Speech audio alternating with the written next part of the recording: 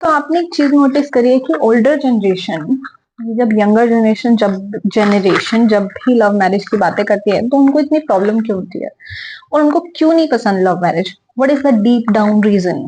मैंने अपने एनालिसिस से निकाला है, थोड़ा ध्यान से सुनते हैं, चलिए मजा आएगा, ऐसा नहीं कोई बोरिंग सी वीडियो। सो फर्स्ट थिंग, यहाँ पे मैं लव मैरिज की बात कर रही हूँ विच कैन बी इंटरकास्ट। तुम कास्ट के अंदर कर रहे हो, कहीं भी कर रहे हो, चाहे पड़ोसी से ही कर रहे हो, चाहे वो तुम्हारे सेम कास्ट का हो, सब कुछ हो, बट फिर भी प्रॉब्लम होती है लव मैरिज से।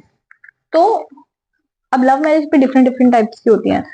नाउ इंटरकास्ट मैरिज में पेरेंट्स सपोर्ट बहुत कम करते हैं, रीजन भी उनको पता होता है, खासकर इंटर रिलीजन में, कि भाई बहुत डिफिकल्टी आएगी।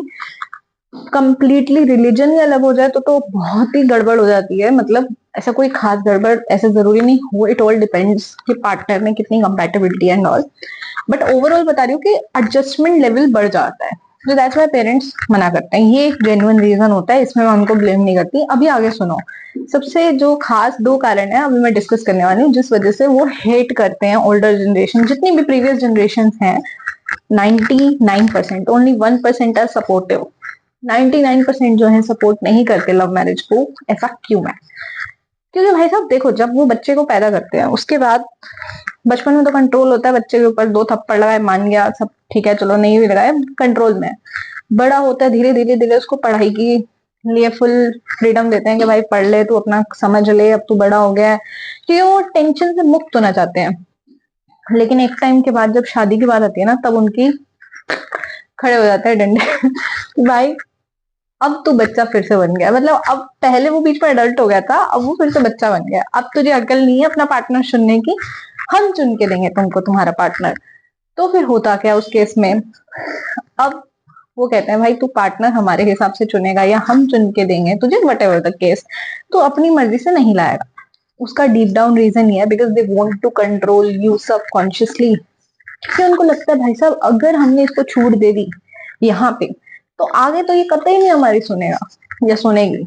यहाँ पर अगर इस मोमेंट पे अब इसने अपने पसंद के लड़के या लड़की से शादी कर ली, तो एक तो हमारी इज्जत तार तार हो जाएगी कि हाय क्या हो गया।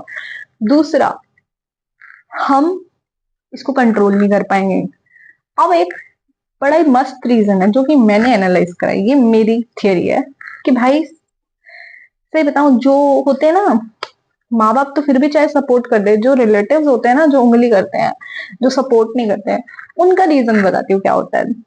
जो थोड़ा ज्यादा ही नमक मिर्ची लगाते हैं, अगर माँ बाप बाई चांस मान लिए तो वो आते हैं रीजन में। उनको लगता है यार हमने तो अरेंज मैरिज करी थी, हमने तो कभी वो सुख ही नहीं भोगा जो लव मैरिज में होता है, we didn't enjoy that pleasure, हमें तो वही घिसना पड़ा।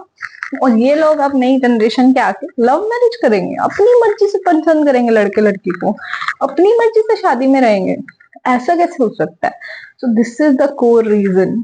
और उससे पहले वाला रीजन कि कंट्रोल करना चाहते हैं।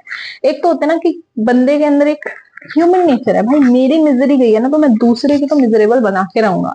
वो कैसे खुश रह सकता है? तो ये एक रीजन देता है। पेरेंट्स इसमें फिर भी शायद ना भी हो, बट अड़ोसी पड़ोसी रिश्तेदार तो ज्यादा ही नमक मिर्ची लगाते हैं और कहते हैं कि भाई तुम क्यों कर रहे हो लव मैरिज। डीप डाउन उनकी सड़ रही होती है, उनको होता है कि भाई हमने नहीं करी तो ये कैसे कर लेंगे, ये कैसे जलवे लूट लेंगे। This is the reason. I hope आपको अच्छी लगी वीडियो। लाइक कर सकते हो अगर आपको अच्छी लगी है, एंड कमेंट भी कर सकते हो अपना एक्सपीरियंस।